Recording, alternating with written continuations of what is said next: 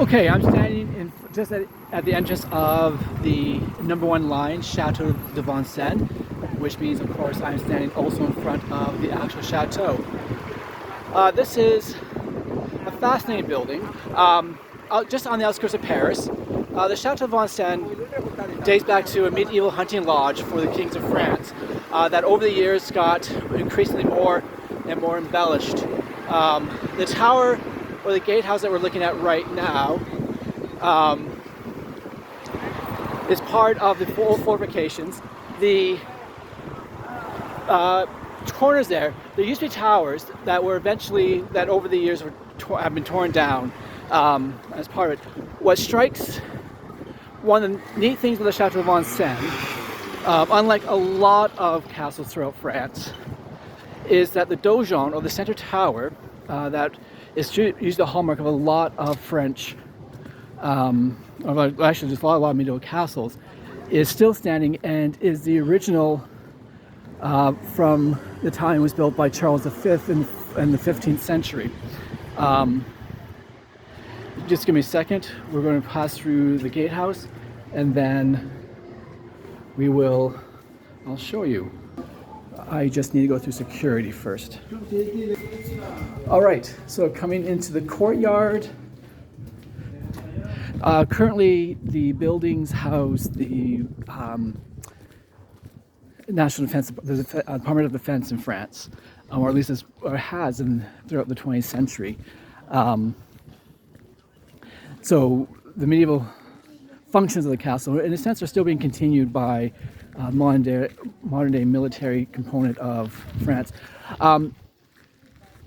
As we're heading to the donjon, one of the things that Vincennes really is important in French history is its association with Louis IX, or Saint Louis, who was king of France in the 13th century.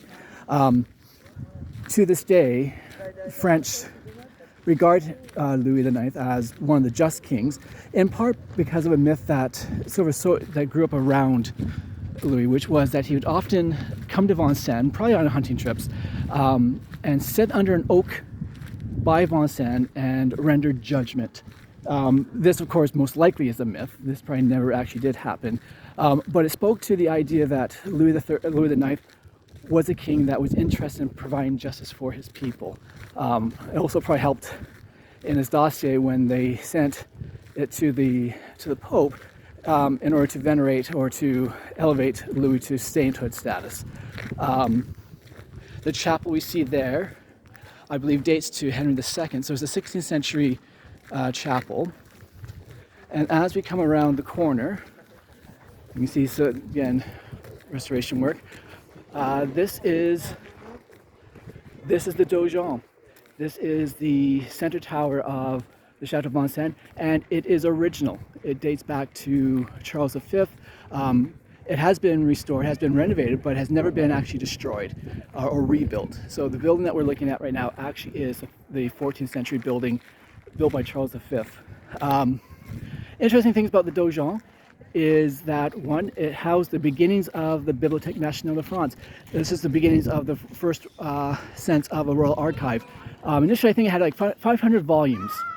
Charles V was interested in literacy. He was interested in at least portraying himself as a king, interested in the arts and in scholarship.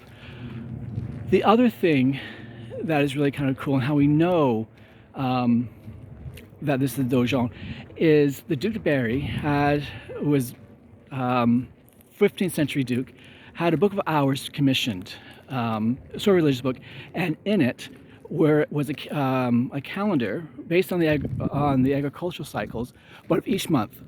And for each month, a different castle was centered in the background, where in the foreground there were peasants doing agricultural activities, and in the background was always a castle.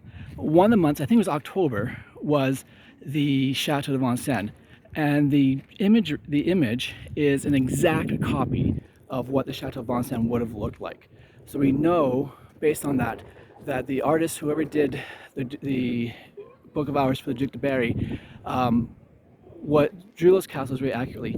And one of the castles that he also drew was of the Louvre, Of course, medieval Louvre is long, long gone, demolished completely by the 16th century. But we have a sense of what we know. We know what it looks like, largely because of the Book of Hours by the of the Duke of Berry, that the image for the month has the Louvre. We can count on the accuracy of what it looks like. So this is Vincennes, again, just outside Paris. There is lovely woods and nature parks around here. Again, in a sense, maintaining or continuing with the idea that this began as largely a hunting ground for the French monarchy. So this is just one last look around. This is Vincennes. Join me next time for another episode of another middle-aged white man travels through Europe and explains everything for everybody else.